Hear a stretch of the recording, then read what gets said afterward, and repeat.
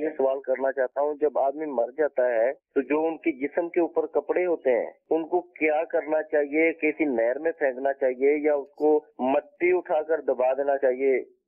ज़ाहिर मुख्तलिफ इलाकों के अंदर मुख्तलिफ सूरतें होती हैं, तो क्या करें कपड़ों का? ये बिल्कुल तवाहुमात है, नाउज़ुबिल्लाह। यानी मैयत के ऊपर जो है वो कपड़ा हो तो कोई वो नापाक या नजिस हो जाए या उसके अंदर किसी तरह की नहुसत आ जाए या उसके अंदर किसी तरह की कराहियत आ जाए, ऐसा हरगिज़ नहीं होता।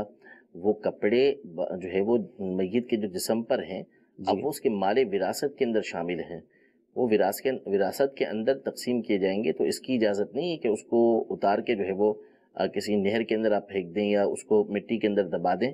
ये बिल्कुल गलत है और आम तौर पे ये तवाहुमात की बुनियाद पर होता है कि वहम करते हैं कि मैयत के कपड़े इस्तेमाल कैसे किए जाएंगे।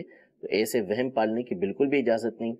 बिलफर्ज अगर ये किसी अल्लाह के नेक बंदे के कपड़े हैं तो फिर तो कोई तसव्वुर ही नहीं, वहाँ तो बरकत ही बरकतें हैं कि उनके कपड़े जो उनके जिस्म से मस हैं वो तो बाबरकत हैं, उनका हुसूल तो एक बड़ी अच्छी चीज़ है। तो बहरहाल इसकी शरअन इजाज़त नहीं है कि उन कपड़ों को नहर के अंदर फेंका जाए या उन कपड़ों को मिट्टी के अंदर दबाया जाए।